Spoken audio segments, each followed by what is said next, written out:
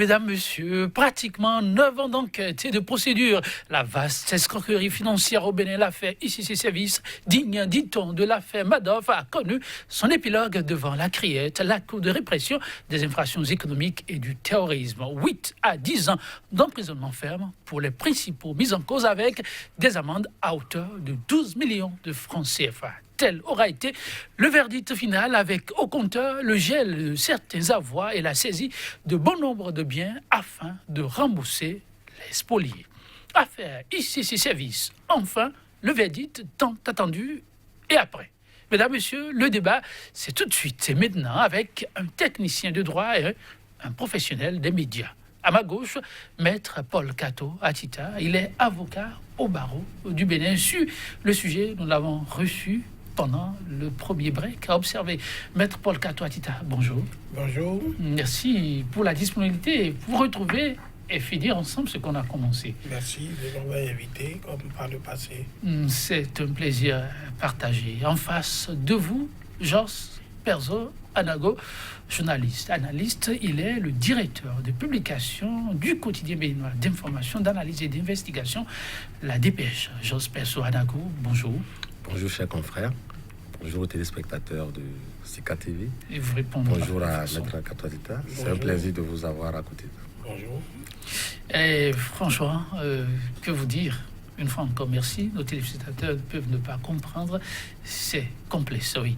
On aurait pu faire ce plateau peut-être sans ou du tout pas le plateau, mais Jos Perso a répondu favorablement à la dernière minute pour l'invité qui, malgré lui, n'a pas pu se rendre disponible. L'important, c'est que l'émission a lieu.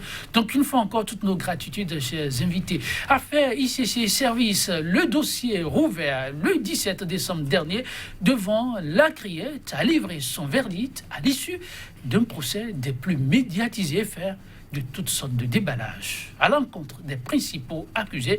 Finalement, 8 à 10 ans d'emprisonnement ferme avec des amendes à hauteur de 12 millions de francs CFA. Jos Perzo Anago, comment avez-vous vécu cette fin d'épisode qui aurait peut-être... En tout cas, les regards semblent divisés là-dessus. Mais le professionnel des médias, comment a-t-on vécu ce moment? Merci, chers confrères. Une fois encore, merci aux téléspectateurs pour la conférence placée avant cette chaîne. Nous avions observé cette affaire durant tout son déroulé. Et personnellement, moi, je puis vous dire que autant que nous sommes restés sur notre fait, et la bataille a accouché d'une souris, il faut le dire aussi, parce que le tintamarre qui avait été organisé tout autour de cette affaire laissait croire que c'était l'affaire du siècle et qu'à l'arrivée qu'on se retrouverait en face de grandes révélations et d'un procès à tout point de vue mémorable. Je ne pense pas de mon point de vue que ce soit le cas, et ça s'est terminé avec un goût d'inachevé. Ah bon? Voilà. Un goût d'inachevé, on reviendra là-dessus, on n'oublie pas le mot goût d'inachevé. Pourquoi? Le professionnel des médias et analystes nous le dira. Maître Paul Kato Atita, vous avez suivi d'un regard tout particulier, mais doublement. Le technicien de droit, oui, mais on doit le rappeler, précédemment avocat d'un des principaux mis en cause. Quel a été, vous, votre regard lorsque le verdict a été prononcé?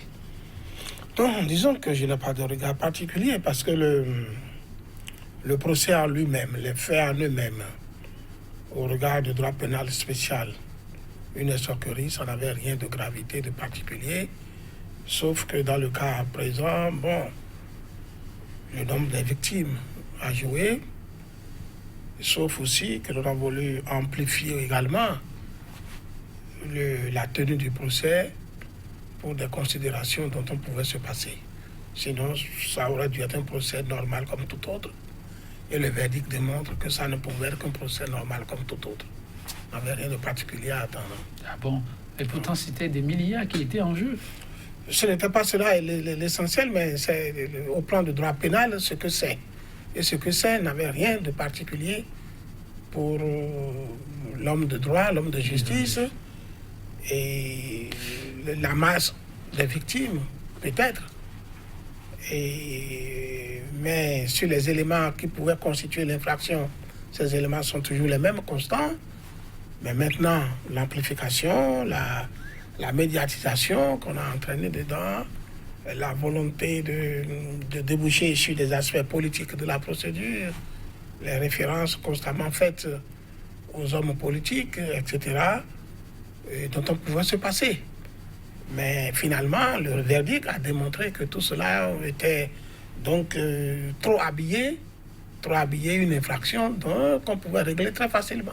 Et le verdict le démontre. Pour votre ancien client, dites, sans pour autant vouloir particulariser le débat, un soulagement? Ah oui, mais c'est toujours un soulagement de savoir que quelqu'un que l'on a défendu, qu'on a assisté, et finalement est jugé, et peut espérer maintenant sortir de la prison à une date donnée. Ça vaudrait mieux que d'être toujours là, dans l'attente, et à l'indéfini et à l'infini. Donc si ce n'est que par rapport à ça, à savoir aujourd'hui que d'ici 1 an et quelques jours, il sortira de la prison, c'est pour moi un soulagement, une satisfaction. Alors dans l'ensemble, Jos Pesso Anago, disiez-vous, c'est un goût d'inachevé, parce que l'allure prise par ce procès, on s'attendait à plus. Tout à fait, mon cher confrère. Maître Katoatita l'a dit tantôt, en des termes bien mesurés, mais tout au moins il a dit, tel que engagé, on s'attendait véritablement à ce que l'on ait plus. Il ne peut pas y avoir plus. Le contenu même du dossier ne permet pas d'aller au-delà du résultat qui nous a été livré. À quoi bon effectivement avoir organisé autant de tintamarre avec des insinuations à n'en plus finir et qui allaient dans un seul sens? On a voulu orienter les débats. On a fait une médiatisation à outrance. On ne devrait pas en arriver là. C'est ce qui me fait dire qu'avec tout ça, on s'attendait à mieux ou à pire, dirais-je. Au finish, on s'est retrouvé avec... moi, de mon point de vue, j'ai observé rapidement ceci, et je voudrais qu'on me relève là-dessus. Il y a eu à peine une quarantaine de personnes qui seraient constituées, qui sont constituées partie civile et qui devraient être dédommagées. Les noms ont circulé, des montants ont circulé. Et moi, je suis tombé des nues. Je me suis dit, à mon sens, Maître Katoatita l'a soulevé tantôt, il y avait des milliers de personnes spoliées en griffes. Il y a des milliers de personnes qui étaient concernées par cette affaire-là, qui avaient déposé leurs avoirs ou leur pécule dans cette affaire, et qu'à l'arrivée, moi j'ai vu circuler à peine une quarantaine de noms de personnes, et tous ces montants mis bout à bout donneraient quelque chose de totalement dérisoire, et je me dis, c'est tout ça, finalement. Tout ça, finalement. Oui. C'est autant d'éléments qui vous amènent à toujours vous interroger, continuez pas à vous interroger. Oui. Maître Paul Katoatita, dans le fond du verdict, si on doit apprécier, qu'est-ce que le technicien du droit pense qu'il est essentiel de retenir? Ils étaient nombreux, les étudiants en droit, à suivre très attentivement ce procès. Et pour les quelques-uns qui sont confiés à nous, ils sont plutôt un peu perdus. Et disons que ce procès, on aurait pu le régler en une simple procédure correctionnelle, si on le voulait. Parce que s'il s'agissait tout simplement de voir les éléments constitutifs de l'infraction qui sont connus de nous tous. Mais comme je l'ai dit, c'est qu'on a voulu aller au-delà, parce que l'aspect criminel, bien sûr, l'appel à l'épargne au public. Et on a habillé l'essentiel de ce dont on n'avait pas besoin. C'est ça. Sinon, les éléments constitutifs d'une infraction, en 15 minutes, 30 minutes, tout l'étudiant de droit au pénal l'a déjà décortiqué. Et si on prenait ce procès à la criette, c'est qu'on se contentait uniquement de l'arrêt de renvoi qui a saisi la criette, parce qu'ils je crois, le premier jour, ils ont fait lire l'arrêt de renvoi. Si on se contentait de ça, c'est un procès qui aurait dû achever en 48 heures. On n'aurait pas besoin de tout le reste. Mais on est allé au-delà. Parce qu'on a voulu amplifier quelque chose. Et c'est ça qui fait que dans certains cas, certaines personnes parlent de déception. Sinon, au plan du droit, le résultat qui est obtenu par le verdict ne pouvait être que ça. Et si on les avait même jugés devant la cour d'assises, pour le connaisseur, le praticien, le résultat serait à peu près la même chose, il n'y aurait pas grande différence. Les peines auraient été presque les mêmes. Parce que nous connaissons la jurisprudence, nous connaissons la psychologie de nos juges. Ça aurait été presque les mêmes. Donc c'est des gens qu'on aurait dû même juger depuis longtemps par la cour d'assises. Il a une première session de cour d'assises, il a une deuxième session. On aurait dû la juger depuis au lieu de les faire attendre encore jusque-là. Donc on a voulu habiller et peut-être on a mal habillé. C'était pour certains le procès qui devra permettre à la justice de redorer tout son blason. Vous voyez une justice grandie à travers ce procès? Je vais vous dire que il faut avoir un regard sur le passé. Quand on parle de l'affaire ICC, quand on a un regard sur le passé, on voit que l'affaire ICC n'est absolument rien du tout. Parce qu'il faut se rappeler que dans ce pays, il a eu le procès, la faillite des deux grandes banques d'État. Les banques d'État, à l'époque, la BCB, la BBD, qui n'étaient que les deux banques d'État. Il n'y avait pas de banque privée dans les années révolutionnaires. Donc, pour près de 6 millions de Béninois des années 72 jusqu'à 1990-91, il n'y avait que ces deux banques dans lesquelles près de 6 millions de Béninois devraient aller faire déposer leurs fonds et aller retirer leurs fonds. Et ces deux banques sont tombées du jour au lendemain en faillite du fait de quelques-uns de nos compatriotes. Mais il y a eu un procès ici, en 1992. Les victimes, près de 5 millions, je l'ai dit tout à l'heure. ICC n'a pas 1 million de victimes. J'étais à ce procès en 1992. J'étais un des avocats de ce procès. Des ministres ont été jugés là parce que la haute cour n'était pas encore instituée. Les hauts cadres ont été jugés. Nous avons fait 45 jours de procès. Il n'a pas eu tout cet habillage. Il n'a pas eu cet habillage devant la cour d'assises. Et des gens ont été condamnés à des peines plus lourdes. Des gens ont eu 20 ans. Alors à partir de ce moment-là, je dis, c'est parce qu'on a voulu habiller, trop habiller, une situation qui ne méritait pas, qu'aujourd'hui, il a déception. Le président Soglo Spasso, c'était lui qui était au pouvoir à l'époque, en 1992. Il était Premier ministre lorsqu'il a fait arrêter Mamadou Cissé à Abidjan. Kérékou lui-même l'avait déjà fait arrêter en 1988 à Paris. Mais ce procès s'est déroulé ici, il n'a pas eu de tintamarre.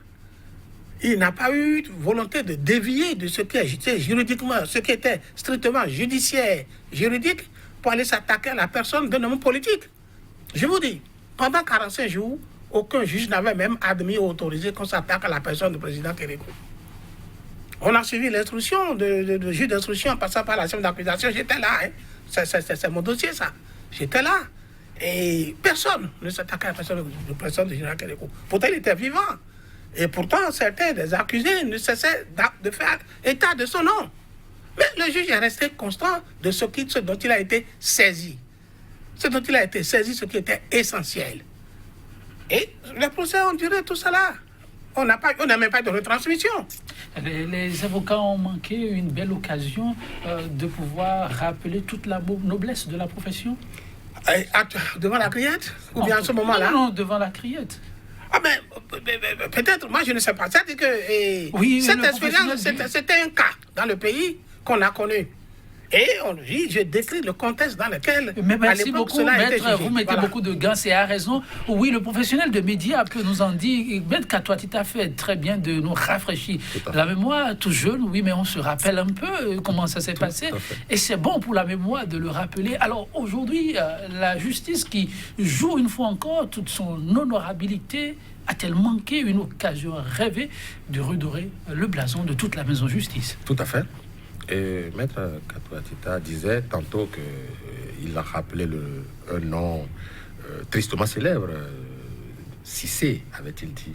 C'est vrai, on l'avait expatrié par avion, ici, au petit matin, tout le monde a découvert. Je l'avais défendu. Voilà. Ça, c'est une affaire mémorable. Et ça n'a pas fait autant de tintamarre pour des résultats qu'il a tantôt rappelés. Mais est-ce que, pour autant, ici, avec l'affaire devant la criette, les blasons ont été redorés? Non, je dirais bien au contraire. Moi, je ne suis pas un pratiquant du droit. Je suis resté, de mon point de vue, en tant qu'observateur, j'ai été gêné. J'ai été gêné que, parfois même, ceux qui instruisaient cette affaire suggéraient. C'est-à-dire, faisait des allusions, conditionnait le débat pour des pratiquants, des gens qui avaient ce manteau honorable et qui suggéraient à la limite dans le débat des cheminements à suivre à ceux qui étaient interpellés pour parler ou pour produire des preuves. Le procureur, à des moments donnés, créait des pistes pour certains intervenants, quitte à ce qu'ils suivent cette piste. C'est vrai, vous l'aviez noté, Maître Kato Atita a bien habillé certaines déclarations. Je le connaissais plus pugnace, je n'ai pas compris ce qui se passe, mais toujours est-il qu'on a observé qu'à des moments donnés, c'est à la limite de la subjection qu'on faisait. Quand ça vient d'un homme de droit, qui plus est procureur, ça laisse à réfléchir. Nous avions vécu ça sur près de 2 mois, environ 50 jours d'affilée. On a vécu ça. Il y a de quoi être gêné. Il y a de quoi être gêné. Donc ça n'a pas du tout redoré le blason de la justice. Pas du tout alors. Bien au contraire, on s'est dit, bon, mais beaucoup de choses peuvent se faire. Alors si tant est que on peut orienter les débats au sein d'une instance qu'on veut noble, bon, il n'y a pas à se faire d'illusions. Et nous autres petites gens, c'est en une bouchée qu'on règle notre compte. C'est ce qui s'est passé à la Criette. Ce qui s'est passé à la Criette. Vous n'avez pas suivi la fin de ce procès avec un sentiment que désormais, on peut faire confiance à la Criette. Non, mais je vous en prie, je ne voudrais pas mettre en doute les institutions de mon pays. Cependant, nous autres, dès le début de la création de la Criette, nous avions tiré la sonnette d'alarme. Il n'y a qu'à aller voir le contenu, c'est-à-dire les tests qui régissent la vie de cette institution. Oui, ça on sait, mais on s'est dit qu'à la fin de ce procès, beaucoup peut se dire, oublions les griefs, désormais, nous voilà pour un bon débat. Les hommes qui ont été désignés pour conduire les affaires au sein de la Criette posaient déjà problème à l'origine. Je ne sais pas, mon cher confrère, que par magie ou par miracle, ceux qui étaient déjà soupçonnés de ne pas pouvoir faire le travail puissent pouvoir faire ce travail, puissent aller au-delà de leur personne. Mais je ne voudrais pas citer d'autres cas. On a vu, on s'attendait pratiquement à ce qui s'est produit et ça n'a pas raté. Et donc, par conséquent, je ne me faisais aucune illusion. Pas de miracle possible. Maître Paul Kato Atita, il n'y aura pas de revirement de situation pour revoir l'image de cette institution. C'est parti sur la mauvaise piste pour de bon. Je dois rassurer mon interlocuteur. Mon point de vue scientifique sur la Criette n'a pas varié. Elle reste le même. C'est une juridiction d'exception, une juridiction qui n'est pas digne de mon pays en ce moment-ci, dans notre siècle. Ça, je ne discute pas de ça. Vous l'avez dit hier, mais je ne vais pas revenir tout le temps sur ça. Et je dis une chose que on aurait pu juger cette affaire devant une cour d'assises, comme ça a été le début de cette affaire-là. Ça aussi, vous maintenez. Je le maintiens. Bon, on l'a peut-être renvoyé devant la Criette parce qu'on voulait profiter de ça pour faire valoir l'image de la Criette. Mais c'est oublier que l'image de la Criette, la doctrine qui fonde la Criette dans l'opinion publique nationale, n'est pas totalement acceptée par tout le monde. C'est oublier ça. Donc, c'était un faux calcul sur ce plan. Mais un autre plan également, c'est peut-être qu'on pensait qu'au niveau de la Criette, on peut faire valoir la supériorité de cette juridiction sur toutes les autres. Ça aussi, ça ne passe pas. Sur toutes les autres. Mais c'était encore une erreur d'appréciation de nos tests. Mais le troisième élément qui est très déterminant, c'est que l'on voulait faire jouer un rôle à la Criette, mais qui n'était pas son rôle. C'est-à-dire... Le technicien de la pêche. Oui, c'est-à-dire l'orienter contre un homme politique. Il ne faut pas oublier, le nom de Yahi Boni était constant dans les déclarations.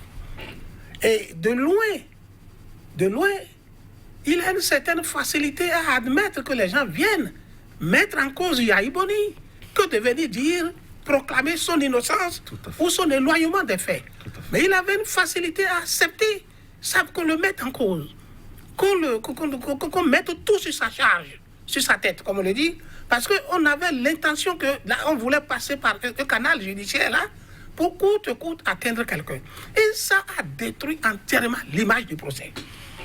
Jusqu'à la fin. C'est-à-dire que l'objectif recherché, qui était de rendre une justice, de juger des gens et de donner satisfaction à nos populations par la justice, cet objectif a été raté. A été raté. Oui, a été raté parce qu'on a orienté beaucoup de choses. Écoutez, sinon, parce que je vous ai suivi, moi je parle en homme de science. Oui. Le procureur spécial, dans sa réquisition. On reviendra sur... Non, je reviens sur ça rapidement parce que je suis ça rapidement. Oui, tout à fait. En ouvrant la parenthèse dont il parle pour parler de les gens, Yaïboni et autres, Kogin-Duro et autres, de vrai, il faut les poursuivre. Il n'en avait pas besoin. Il a parlé un peu de trop. Il a parlé un peu de trop. On revient sur cet aspect par rapport au verdict, le second volet qui était un volet très attendu des populations. Il s'agissait du remboursement. Et oui, ça a été décidé. Comment y arriver? Le mécanisme aussi a été choisi. Est-ce qu'on peut dire enfin un ouf de soulagement pour ces populations? Comment ça pourrait bien se passer pour que tout le monde puisse se frotter les mains? Chers confrères, au risque de vous décevoir, tout le monde ne saurait se frotter les mains. D'abord. Et à l'arrivée, il est clair désormais que ça a été du saupoudrage. Je pèse mes mots. Les faits sont là, les chiffres sont là pour corroborer mes propos. Je vous ai dit tantôt qu'il y a à peine une quarantaine de personnes dont liste existe qui devraient prétendre entre 600 000, 3 millions, 4 millions et plus. Et lorsqu'on sait qu'au cours de ce même procès, des déballages ont fait jour et qu'il y a eu d'autres ont laissé transparaître des centaines de millions de francs de dépôts effectués, des centaines de millions.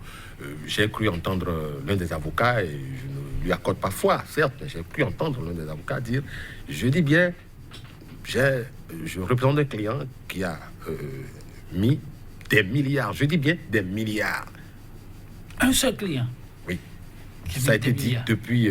parce que là, comme on l'a soulevé ici, c'est-à-dire à la radio... Ça allait dans tous les sens. Oui, ça on sortait entendait dans tous les tout, sens. oui. Okay. Donc, un avocat qui était devant cette juridiction a dit, je défends les intérêts de telle personne qui a investi des milliards. Et lorsqu'à l'arrivée, tous ceux qui sont censés être dédommagés se retrouvent dans un petit mouchoir d'à peine 50 millions, je dis, c'est du saupoudrage. C'est du saupoudrage.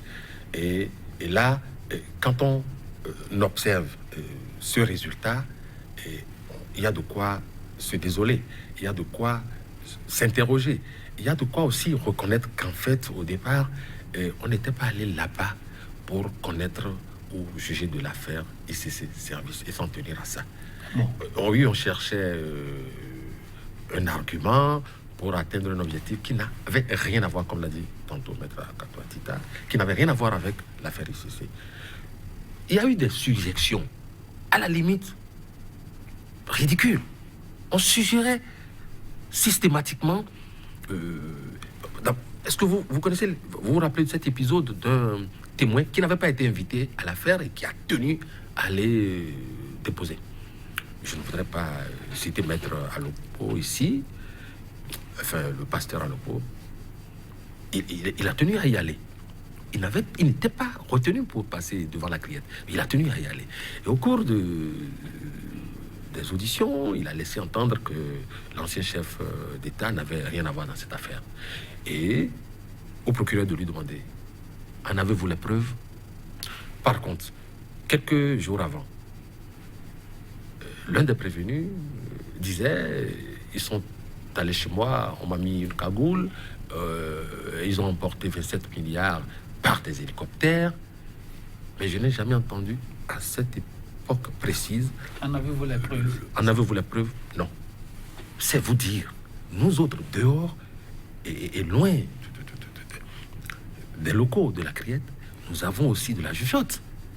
nous avions eu le temps d'analyser, d'observer le public pareil. Donc les spoliés n'ont été qu'un objet qui aurait été brandi durant tout. Ils ont été des faire-valoir. Maître Paul Kato-Atita, est-ce qu'on peut dire à l'issue de ce verdict que les spoliés n'ont été que de faire-valoir? À peu près oui. Parce que finalement, ils ont de l'argent. Peut-être pas tous, mais ils ont de l'argent. À peu près oui, parce que finalement, il n'a été qu'une quarantaine. Une quarantaine, 39 pour être plus précis. 39.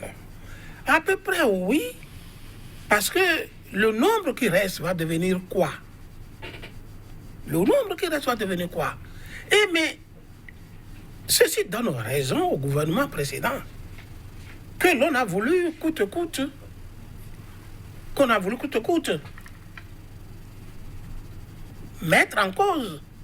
Parce que cela démontre que la tâche n'était pas aussi facile. Il n'était pas aussi facile d'arriver à recenser toutes les personnes qui se disent victimes. Cela le démontre. Cela démontre que les différents comités de crise, comités de suivi, n'ont pas démérité.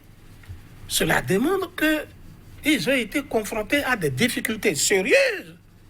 Sinon, ils auraient pu identifier et arrêter une liste exhaustive des victimes. La CRIET aussi n'a pas pu délimiter ni arrêter une liste de ces victimes. Ce que le comité de suivi et le comité de crise n'ont pas pu également faire. Donc, cela démontre qu'en réalité, ce n'était pas un procès pour les victimes, mais s'il fallait atteindre un objectif, c'est-à-dire ce procès était parti dans l'orbite d'atteindre coûte que coûte la personne de Yahya Boni, ne serait-ce que pour les 4 premiers jours. Maître Paul Kato-Atita. Les 4 premiers jours, lorsque vous voyez les dépositions, et lorsque vous voyez les orientations de certaines questions, et je dis tout à l'heure, ceux qui venaient pour mettre Yahya Boni en accusation étaient plus favorablement accueillis que ceux qui venaient dans le but de dire des choses qui vont permettre d'asseoir qu'il n'est pas concerné. Alors, donc, vous voyez, une audience est publique. Le public, le public le dit. C'est public, c'est pour permettre à la population d'analyser, d'apprécier. C'est pourquoi l'audience est publique.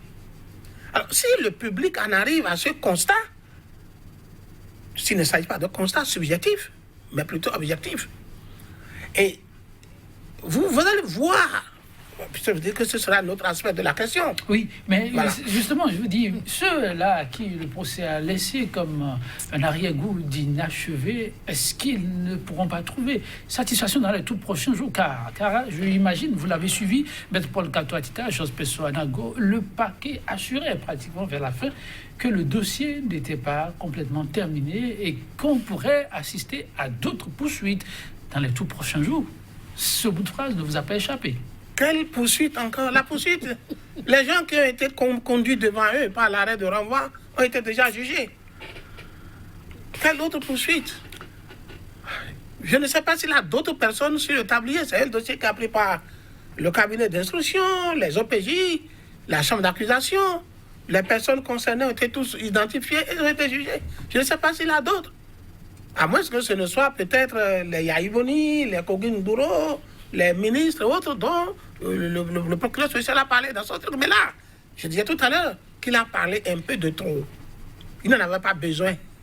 Il a parlé un peu de trop, il n'en avait pas besoin. Pourquoi? Maître Kato-Atita nous le dira tout à l'heure. Mais ce qui aura aussi marqué l'attention, c'est qu'au finish, on a vu une cour qui n'a vraiment pas suivi le procureur spécial qui, à l'entame dans ses réquisitions, a demandé que soient infligées aux concernés des peines allant jusqu'à 12 ans d'emprisonnement et des fortes sommes, 100 et quelques millions de francs CFA.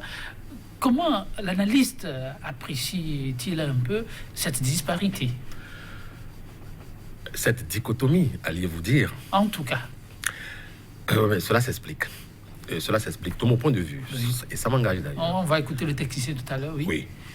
Voyez-vous, lorsque, au départ, vous êtes assigné un objectif, a priori, vous êtes assigné un objectif, vous vous êtes dit, nous allons ouvrir ce procès, l'objectif que nous nous assignons, c'est pour parvenir à tel résultat. Et que chemin faisant, vous aviez été emballé, de sorte que les instructions venaient de presque partout ou alors se contredisaient, s'entrechoquaient, il y a lieu de constater que tel a requis telle démarche et tel autre en a requis tel autre. Il y a eu cette dichotomie que nous avions notée vers la fin, qui témoigne de ce que, dans cette affaire, on recevait du haut des instructions et on se rend compte que ça n'a pas produit l'effet escompté et on essaie de réajuster.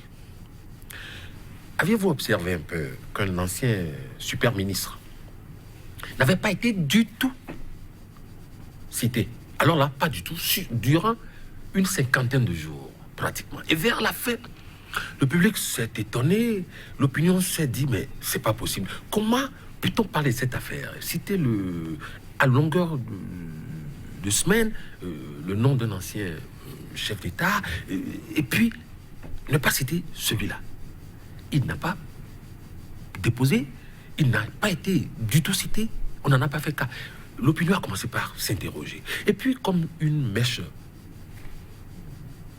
dans la soupe, c'est tombé blanc un beau matin, on dit, il n'est pas exclu que tel ministre, super ministre, puisse être interpellé.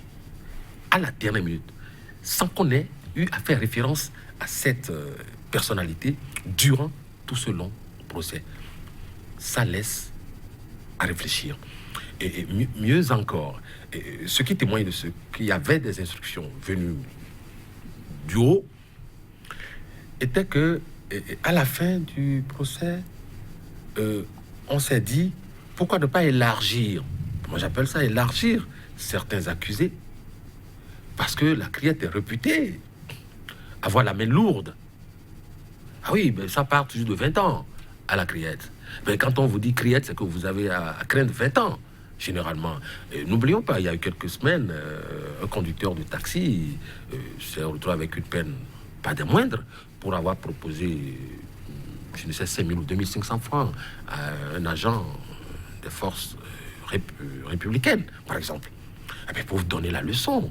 Mais voilà, en face, on avait des gens qui étaient soupçonnés d'avoir ourdi une grande escroquerie contre les populations, avoir créé des dommages, avoir créé des préjudices et tout le reste, et puis qui sont pratiquement élargis. Donc, en gros, moi, je ne me plais pas de ce que on en arrive par la jurisprudence à les élargir. Non, pas du tout. Mais ça prouve à quel point l'objectif n'était pas de connaître de cette affaire. Les cours d'assises, pour terminer, le maître l'a évoqué tantôt, j'ai eu dire par certains conseils que tout était déjà fagoté pour que l'affaire aille à la cour d'assises. Tout a été déjà mis en place. Tout a été enrôlé. Et les dernières heures ont suffi pour que... le dossier atterrisse devant la criette. On dit, je ne peux plus m'occuper de cette affaire, ça va désormais devant la criette. Maître Paul Katoa-Tita, oui, les réquisitions du procureur spécial, quand on suit finalement le verdict, on trouve qu'il y a ce que moi j'appelle une grande disparité. Comment le technicien du droit l'explique-t-il? D'abord, je vais relever quelque chose rapidement. Cette affaire est déjà passée devant la cour d'assises 2 fois. Ce n'est pas que c'était prêt pour passer même. Il a déjà eu des audiences à la cour d'assises 2 fois. Donc, c'est de ces audiences qu'on a emballé le dossier vers la criette. C'était bon de le savoir là. Maintenant, pour votre préoccupation que la cour n'a pas suivi le ministère public, le procureur spécial, ce n'est pas nouveau. La cour n'est jamais tenue, juge de siège n'est jamais tenu de suivre le procureur de la République, le procureur général. Ils ne sont pas dans les mêmes fonctions. Donc, ce n'est pas nouveau au plan technique. Ça se comprend au plan technique, scientifique, professionnel, pour le suivre. Mais pour prendre le cas présent, oui, la Cour ne pouvait pas suivre le procureur spécial sur toute la ligne. La Cour a des contraintes de procédure, contraintes de compétences. La Cour sait que, d'une manière légale, elle est indépendante de tout pouvoir. La Cour, elle le sait, même si dans la réalité, il est difficile de voir un juge tout à fait indépendant. Mais tout juge sait que, au plan de regard de la légalité, lui, il est indépendant. Mais la Cour savait aussi que le procureur spécial, lui, n'est pas indépendant. Ah bon? Ah oui. Il dépend du garde des Sceaux et ainsi de suite, du chef de l'État. et dans un cercle large de tous les dignitaires du régime qui peuvent lui suggérer des instructions informelles. Mais formelles, ça viendra du garde des Sceaux, ça viendra du chef de l'État.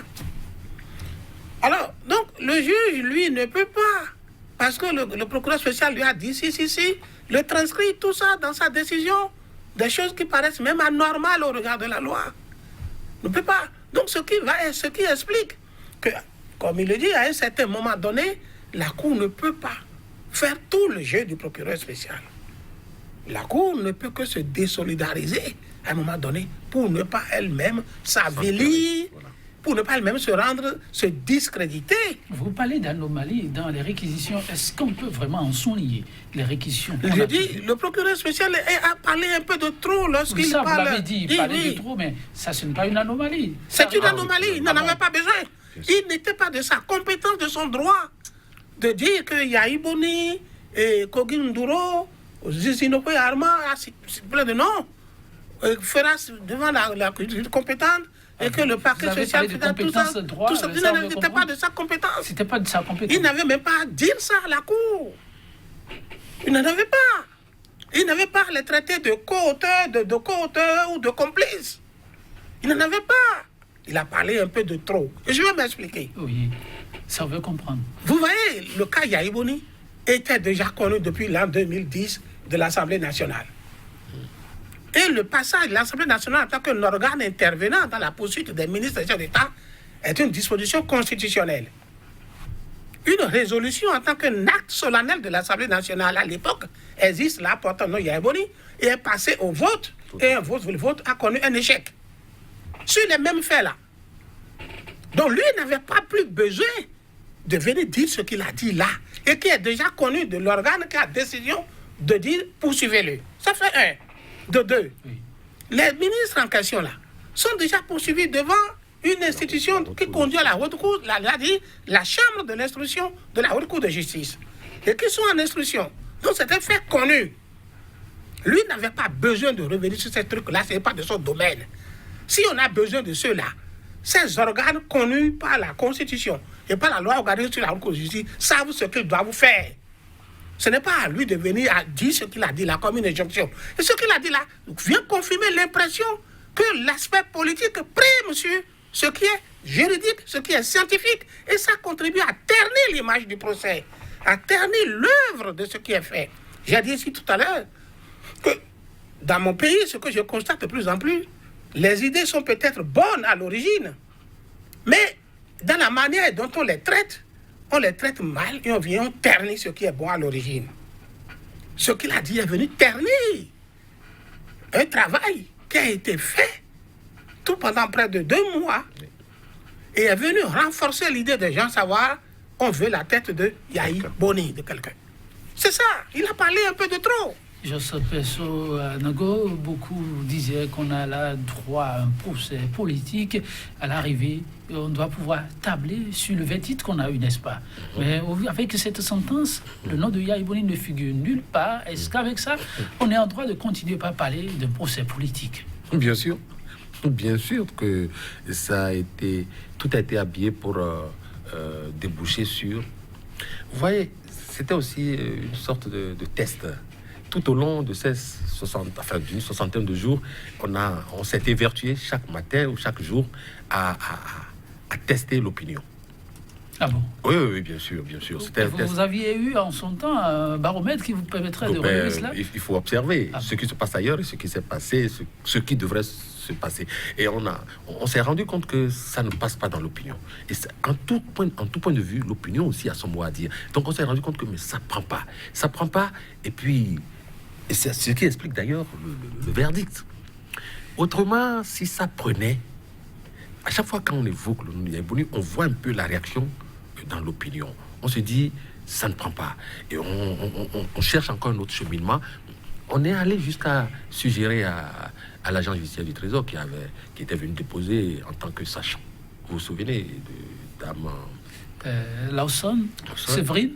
Oui, vous voyez, on lui a su. À un moment donné, avant qu'elle n'intervienne, on a vu, même sur les réseaux sociaux, comment est-ce qu'on magnifiait sa prochaine venue. Elle n'a pas encore démarré. Et on disait, elle vient. Elle est arrivée, elle a fait mentir les espoirs de certaines personnes.